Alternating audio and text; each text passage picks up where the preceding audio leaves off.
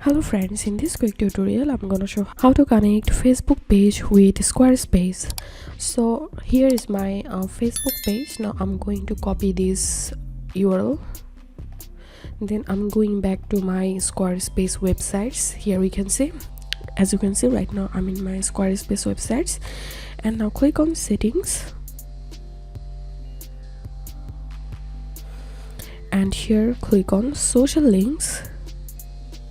Now click on facebook.com and cut this URL from here and paste your Facebook page URL here.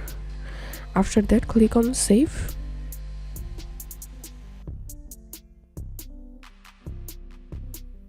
Scroll down all the way to the bottom, and here we can see the Facebook has been added here. If I click on Facebook, and here we can see my Facebook page is opened. This is how we can connect Facebook page with Squarespace. If you find this video helpful, make sure to subscribe. How to 1 minute. Thanks for watching this video.